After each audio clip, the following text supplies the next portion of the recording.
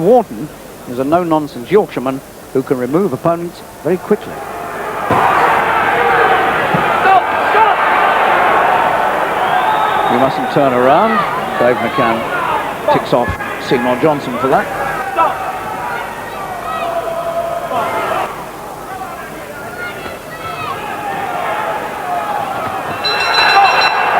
Oh, bad feeling, and Wharton has taken a liberty there. He hit Johnson after the bell, and there was absolutely no reason for that, and that was unforgivable on Wharton's part. There was bad feeling at the end of the round for some reason, which I don't know about, and then Wharton threw quite a vicious-looking punch at Johnson well after the bell, and that was unforgivable, but the referee has done nothing about it.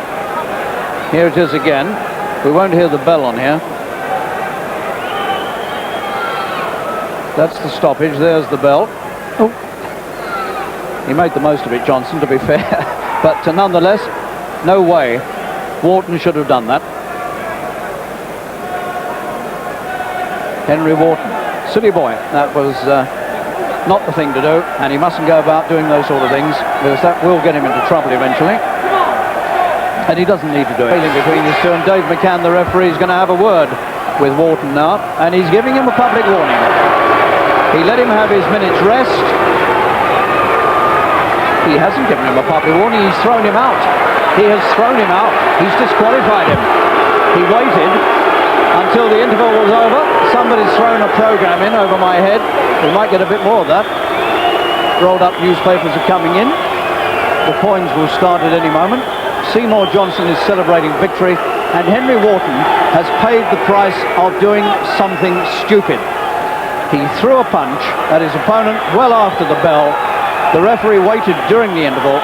The moment the bell rang and they came out, he announced his decision. He had disqualified Henry Wharton, which is one of the, well, the big shocks of recent ABA championships. We think there's some fighting going on somewhere in the audience. There's certainly a lot of demonstrating. And those must be the either they're the Henry Wharton supporters or they're the supporters of Johnson demonstrating against the referee, against Wharton rather. Well, those are clearly supporters of Henry Wharton from Yorkshire. One more look now at what happened to cause all this. Wharton was going after his man when the bell sounded. That's the point at which the bell came, and then afterwards it wasn't the worst thing you've ever seen, but it was stupid. And the referee decided it was bad enough to disqualify Wharton. So Seymour Johnson, having very controversially put out last year's champion Mark Edwards, has now won the ABA championship on a disqualification. And that is a very, very rare thing indeed. And now a shake of hands. Johnson looks at him very warily. Johnson's shaking him by the hand, but doesn't look too pleased about the whole thing. Why should he? Wharton has been disqualified, of course, and Seymour Johnson from Gloucester is the winner. And